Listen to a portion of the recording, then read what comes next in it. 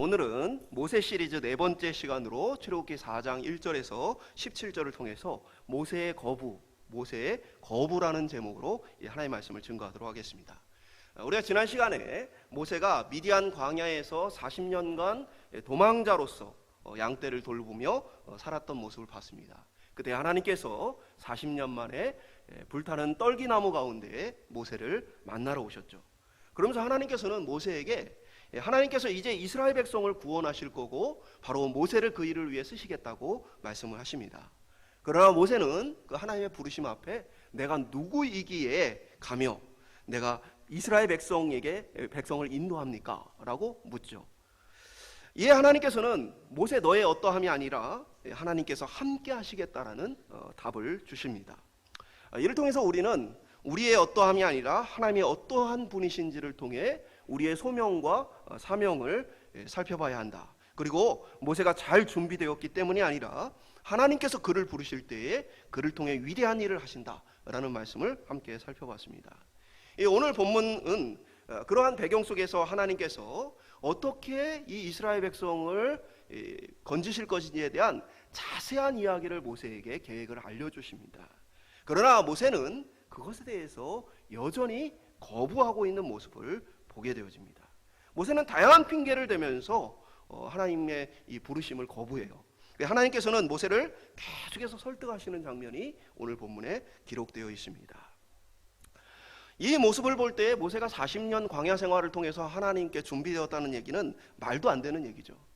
모세는 끊임없이 거부하고 하나님의 말씀 따라가지를 않는 모습을 보게 되어져요. 그러나 하나님께서는 이 모세에 대해서 그렇다고 해서 포기하지 않고 그를 계속 설득하시는 모습이 나오죠. 그럼 모세가 하나님을 믿지 않았기 때문에 하나님을 거부했느냐? 또 그것은 아니에요. 오늘 본문을 자세히 보면 모세가 하나님을 믿고 있음이 잘 드러납니다. 하나님을 믿음에도 불구하고 하나님의 부르심에 따르지 않고 거부하는 그러한 모습들을 우리는 어떻게 이해해야 할까요? 사실은 오늘 저와 여러분 역시도 크게 다르지 않아요. 우리도 하나님의 뜻을 거부할 때가 있어요. 때로는 무지해서 하나님의 뜻을 알지 못해 우리가 하나님의 뜻을 거절하고 거부하기도 하지만 사실 대부분의 경우에는 우리가 하나님의 뜻이 무엇인지 하나님이 우리에게 무엇을 원하시는지를 알면서도 불구하고 하나님의 뜻에 대해서 외면하거나 거절을 하는 경우가 많이 있습니다. 그렇다면 하나님은 그렇게 하나님의 뜻에 거절하고 거부하는 이들에 대해서 어떻게 행하실까? 정말 우리가 잘 되어 있지 않으면 하나님의 부르심 가운데 쓰임받을 수 없는 것인가?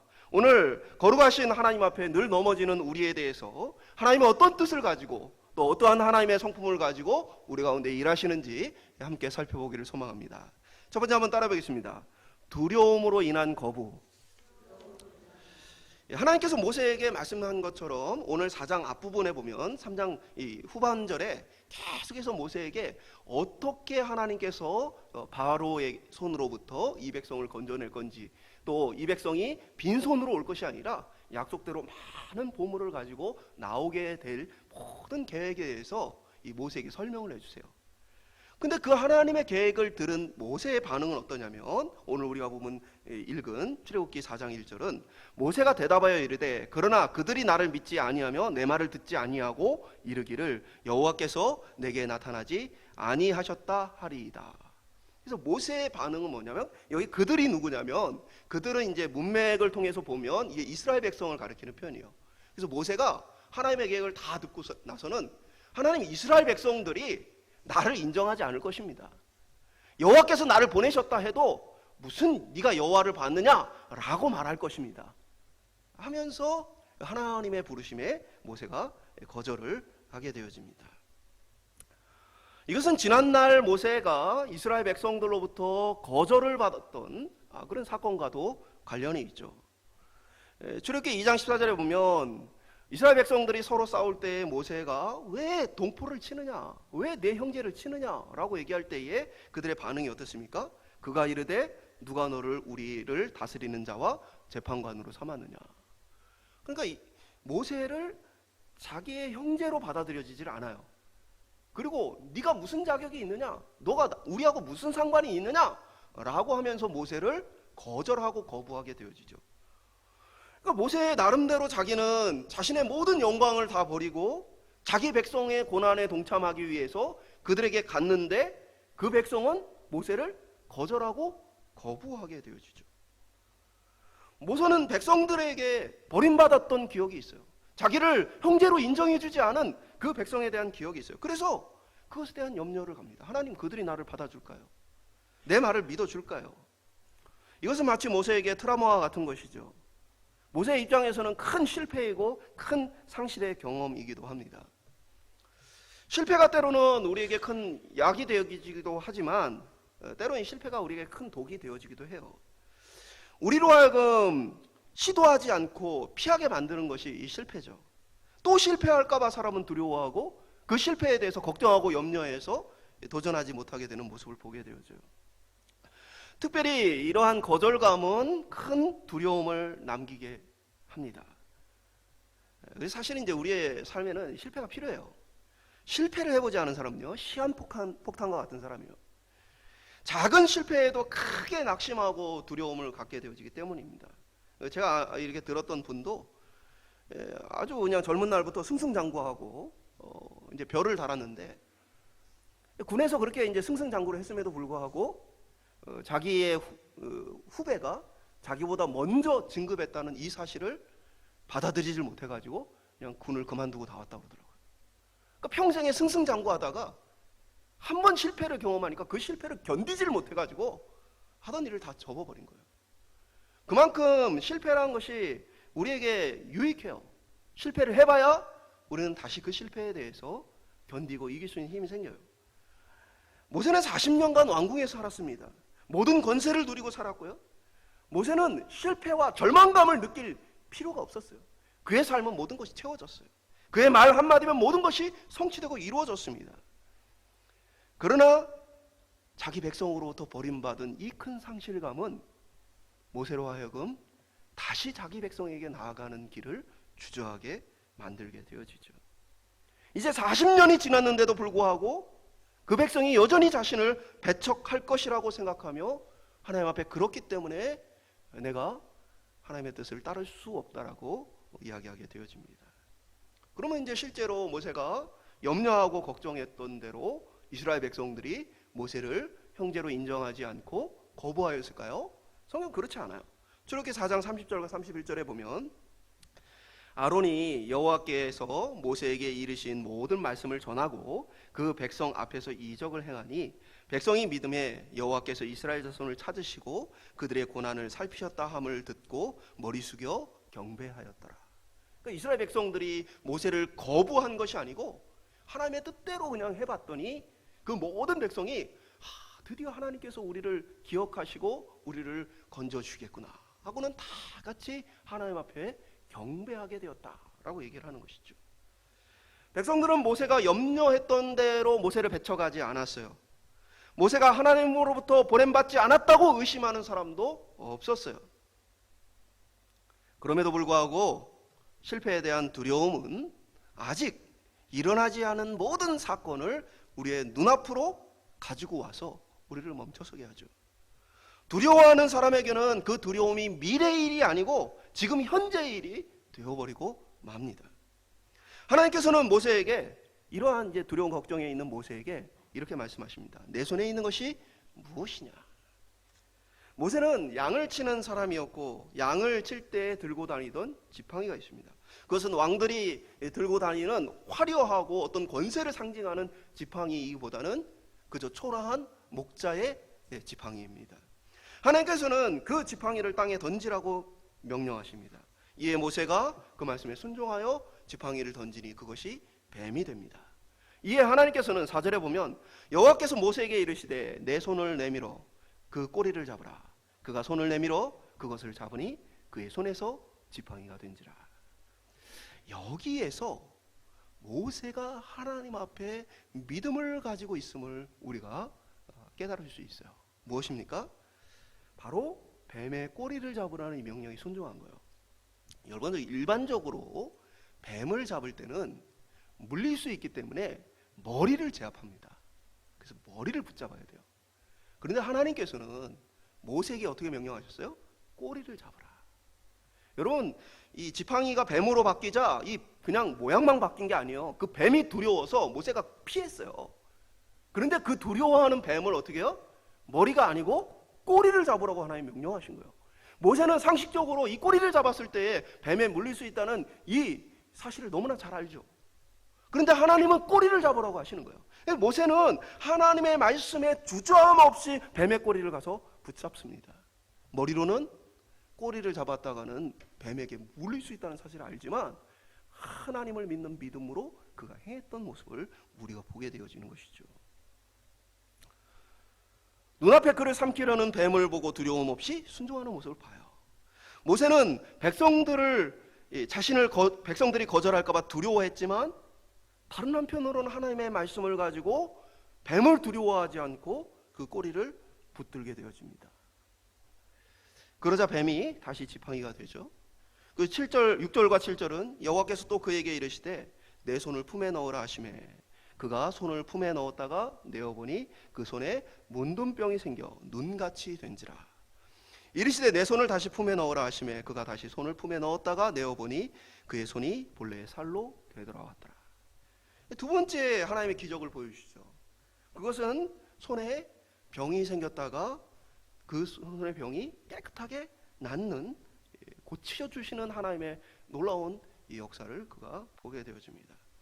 9절은 보면 그들이 이 두 이적을 믿지 아니하며 내 말을 듣지 아니하거든 너는 나일강 물을 조금 떠다가 땅에 부으라. 내가 떠온 나일강 물이 땅에서 피가 되리라. 하나님께서 세 번째 기적을 통해서 물을 피로 바꾸시는 일을 보여주십니다. 하나님의 명령하신 말씀을 통해 하나님은 뭐요? 보잘것없는 지팡이를, 목자의 지팡이를, 그리고 평범한 손을, 그리고 평범한 나일강의 물을 놀라운 기적의 도구로 쓰시는 그 하나님의 능력을 보여주십니다. 이는 평범한 모세, 보잘것없는 모세 역시 하나님의 손에 붙들리면 놀랍게 쓰임받을 수 있다는 증거가 되어지는 거죠. 하나님께서 모세에게 무리한 요구를 하시는 것이 아니고 하나님은 하나님께서 그 모든 일을 이루겠다는 사실을 모세에게 보여주시고 그것을 3번이나 반복적으로 증명해 주시죠. 우리에게 중요한 것은 우리가 두려움을 바라보고 있느냐 아니면 능력의 하나님을 바라보고 있느냐라는 거예요. 누군가는 두려움을 바라보면서 주저하고 멈춰섭니다. 머릿속으로 이미 미래의 일들을 다 결정해 놨어요. 안 될 거야.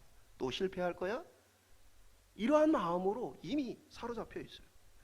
그러나 누군가는 하나님의 위대하심을 바라보며 하나님께서 일하실 거야. 하나님께서 해결하실 거야. 하나님께서 열매를 만드실 거야 라고 바라보는 것이죠.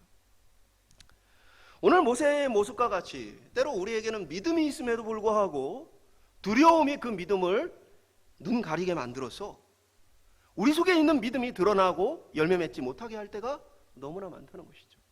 믿음이 없어서가 아니라 믿음이 있음에도 불구하고 자신 속에 있는 그 두려움이 그 믿음이 활약하지 못하게 하는 거예요.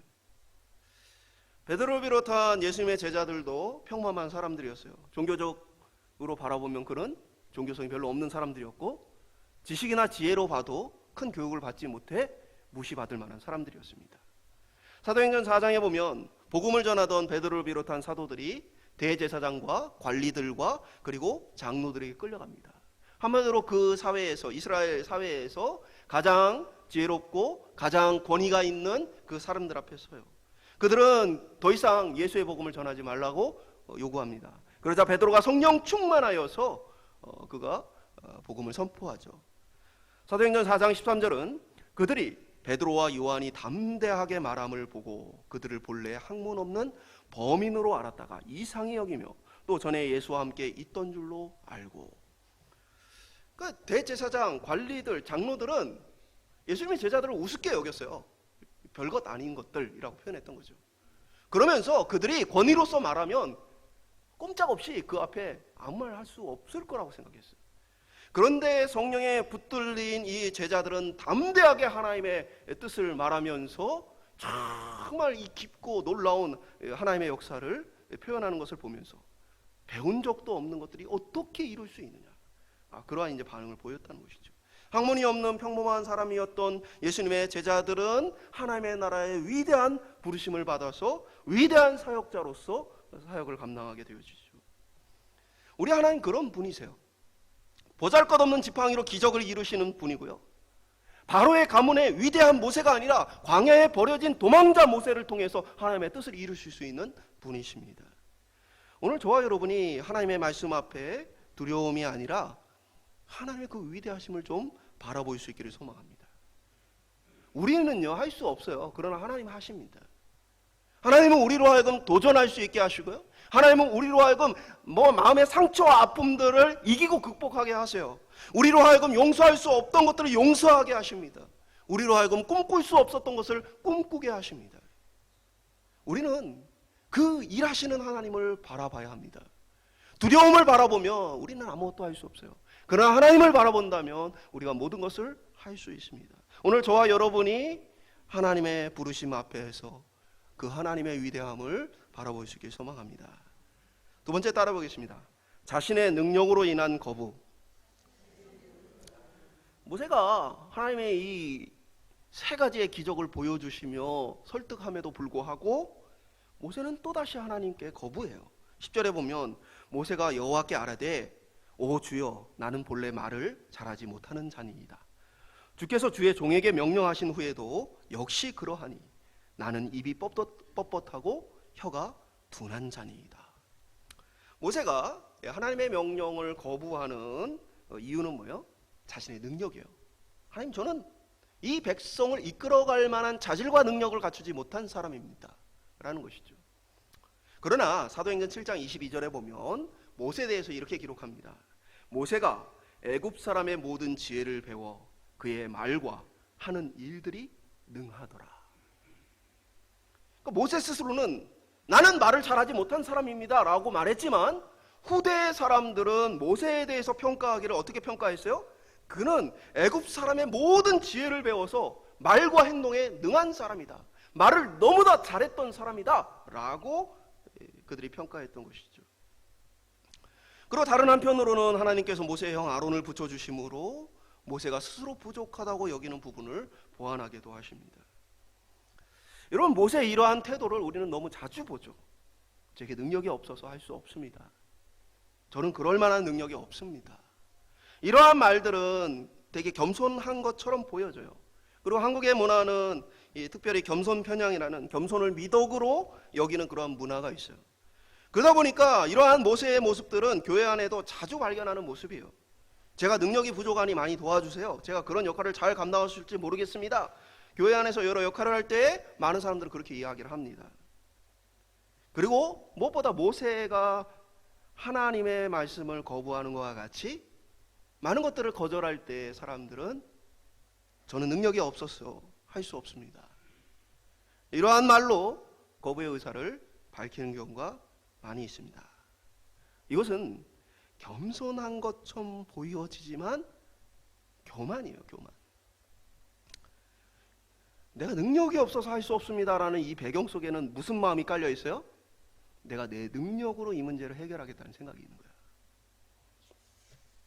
성경이 말하는 겸손은 이러한 태도를 얘기하는 게 아닙니다. 성경이 말하는 겸손은 하나님을 의지하는 거예요.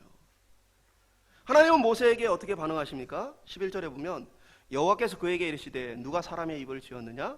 누가 말 못하는 자나 못 듣는 자나 눈 밝은 자나 맹인이 되게 하였느냐? 나 여호와가 아니냐? 하나님 뭐예요? 착각하지 말라는 거예요. 하나님은 모세에게 너의 능력으로 네가 바로를 설득해서 이스라엘 백성을 구원하려고 생각하지 말아라는 얘기예요. 그게 아니고 모든 것을 창조하고 다스리시는 그 하나님의 능력을 바라보라고 얘기하는 거예요. 겸손은 내가 할 수 없습니다라고 말하는 게 아니라 하나님이 하실 수 있습니다라고 얘기하는 거예요. 내 능력으로 뭔가를 해보려는 마음을 가지는 게 아니라 하나님이 이루실 일들을 바라보는 게 겸손이에요. 우리는 자주 겸손의 탈을 쓴 교만을 행합니다. 겸손한 척하지만 사실은 하나님이 아니라 자기 자신을 신뢰하는 거예요. 내가 할 수 있다 라는 마음이 아직 포기가 되지 않은 것이죠. 그래서 내 능력으로 내 열심으로 뭔가를 자꾸만 이루려는 그 마음을 버리지 못했기 때문에 내가 할 수 없어서 그것을 거절합니다라는 얘기를 하는 거죠. 하나님이 없이 내가 가진 능력으로 무언가를 할 수 있다라고 마음 먹는 것, 그것은 아무리 아름답게 포장해도 교만일 뿐이에요. 겸손은 무엇입니까? 그냥 하나님을 의지하고 그에게 구하는 것입니다. 야고보서 1장 5절은 너희 중에 누구든지 지혜가 부족하거든 모든 사람에게 후히 주시고 꾸짖지 아니하시는 하나님께 구하라. 그리하면 주시리라. 하나님 우리를 부르셔서 우리에게 뭔가를 맡기실 때에는 그것을 위해 필요한 능력도 공급해 주시는 분이십니다. 모세가 자신은 말을 못하는 사람입니다 라고 말했지만 모세에 대해서 후대의 사람들은 그가 말에 능한 사람이었다라고 고백하는 것이죠.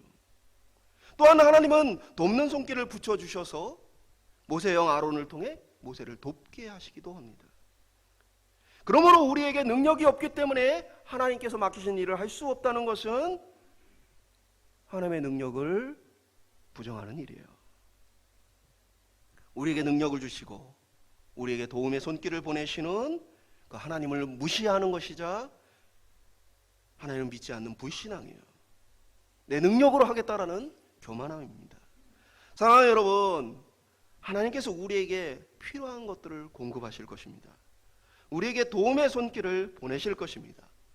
믿음으로 순종하면 내 능력이 아니라 하나님의 능력을 체험하게 될 것입니다. 오늘 저와 여러분이 그 능력의 하나님이 무엇을 하기를 원하시고 어떻게 일하시는지를 바라볼 수 있기를 주님의 이름으로 축원드립니다.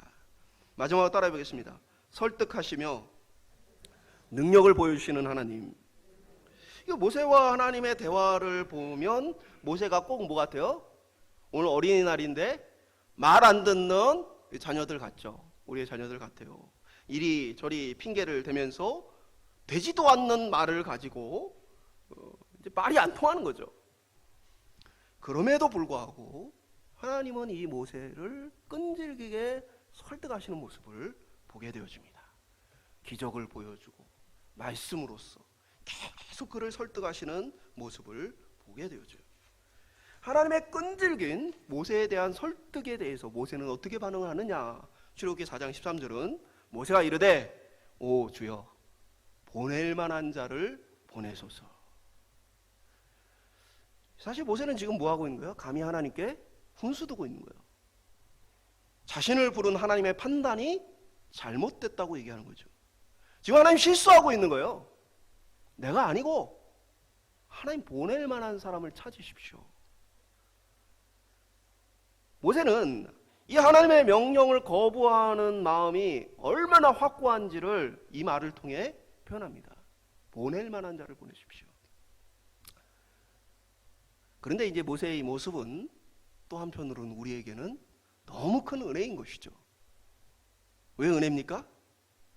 이 정도 되면 하나님이 됐다 모세야 치사하다. 그리고 하나님이 내가 네가 없으면 이스라엘 백성을 못 구할 줄 아냐?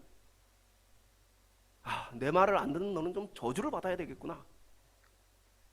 그러나 우리 하나님은 이 모세에 대해서 그렇게 행하시지 않죠. 우리 하나님 그런 분이 아니세요. 14절 16절에 보면 여호와께서 모세를 향하여 노하여 이르시되 레위 사람 내 형 아론이 있지 아니하냐. 그가 말 잘하는 것을 내가 아노라. 그가 너를 만나러 나오나니 그가 너를 볼 때에 그의 마음에 기쁨이 있을 것이라. 너는 그에게 말하고 그의 입에 할 말을 주라. 내가 내 입과 그의 입에 함께 있어서 너희들이 행할 일을 가르치리라. 그가 너를 대신하여 백성에게 말할 것이니 그는 내 입을 대신할 것이요 너는 그에게 하나님과 같이 되리라. 하나님이요 모세가 자꾸만 이래서 안 되고 저래서 안 되고 뺀질뺀질 거리니까 아주 길게 얘기를 했어요. 뭡니까? 내 형 아론이 있지 않느냐. 하나님 아론이 나를 받아주겠습니까? 아론이 제가 시키는 일을 하겠습니까? 이런 말이 나오기 전에 이미 하나님 뭐요? 아론 네 형이 너에게 나올 때 너를 기뻐할 것이고 네가 하는 말을 그가 받아서 할 것이고 너는 아론에게 하나님과 같이 되리라. 하나님이 이리저리 뺀질뺀질하면서 빠져나갈 길을 찾는 모세를 향해 미리 그냥 다 대답을 해버리세요. 백성을 구원하는 위대한 일에 하나님께서는 모세를 여전히 내가 너를 위대한 이 일에 쓰겠다라고 그를 부르십니다. 도대체 모세가 무엇이기에 정말 그럴 만한 가치가 있는 사람인가? 전능하신 하나님께서 80살 먹은 늙은 모세에게, 도망자 모세에게 그렇게 하실 만한 이유가 있느냐? 모세가 아니면 정말 안 되느냐? 그건 아니죠. 이게 바로 하나님의 신비죠. 놀라움입니다. 요한복음 13장 1절에 보면 6월절 전에 예수께서 자기가 세상을 떠나 아버지께로 돌아가실 때가 이른 줄 아시고 세상에 있는 자기 사람들을 사랑하시되 끝까지 사랑하시니라. 그러니까 예수님이 이제 십자가를 눈에 앞뒀어요. 그리고 이때에 자신을 따르던 사람들이 자신을 배신할 것을 알고 계셨어요. 그럼에도 불구하고 예수님은 자신을 거부하고 자신을 배척할 자신의 이 제자들을 바라보면서 뭐요? 자기 사람들을 사랑하시되 끝까지 사랑하시니라. 우리를 향한 하나님의 사랑은 포기되어지는 것이 아니에요. 끝까지 우리를 향한 구원의 손길을 내밀어 주시는 것입니다. 자격이 있는 모세가 아니라 하나님의 한없는 은혜와 사랑으로서 그 모세를 붙들어 주시는 거예요. 오늘 저와 여러분이 진짜 겸손해야 할 이유는 바로 그 하나님의 사랑 때문에 우리가 이 믿음의 길에 머물러 있기 때문입니다. 우리는 종종 두려워하고 종종 숨고 종종 피합니다. 때로는 하나님을 무시하였음에도 불구하고 그 하나님은 끝까지 우리를 사랑하심으로 우리에게 이 은혜를 누리게 하시는 것이죠. 오직 우리가 이 하나님의 우리를 향한 끊임없는 사랑을 기억하고 살 수 있기를 주님의 이름으로 축복합니다. 말씀을 맺도록 하겠습니다. 모세는 두려움을 핑계로 하나님의 말씀을 거부하죠. 자신의 능력을 핑계로 하나님을 거부합니다. 자신을 거부하는 모세를 하나님은 포기하지 않고 능력을 보여주시고 대안을 제시하시고 그러면서 모세를 붙들어 주십니다. 한번 따라해볼까요? 하나님의 사랑은 거부할 수 없는 사랑. 그러니까 하나님을 계속 거부하는 모세를 향해서 하나님은 포기하지 않고 끊임없이 모세를 찾아가 말씀하시고 능력을 보여주시고 그를 설득해 가시죠. 오래 참고 인내하고 설득하며 포기하지 않는 하나님의 사랑을 우리에게 보여주셔요. 오늘 저와 여러분이 우리를 결코 포기하지 않으시는 그 하나님을 바라보면서 이 믿음의 길을 걸어갈 수 있기를 소망합니다. 우리 주 예수 그리스도께서는 자신을 배신하고 버리고 거절했던 모든 이들을 향해 자신의 사람들을 끝까지 사랑하시며 십자가의 길을 걸어가셨어요. 오늘 저희도 그 십자가의 능력을 의지하여 살아갈 수 있기를 소망합니다. 마음속에 이미 나는 두려워서 안 되고 능력이 없어서 안 된다는 마음이 아니라 하나님이 나를 부르시면 하나님의 능력을 내게 보여주실 것이다. 오늘 이 믿음을 가지고 하나님의 나라 영광을 위해 아름답게 쓰임받는 저와 여러분 될 수 있기를 주님의 이름으로 축복합니다.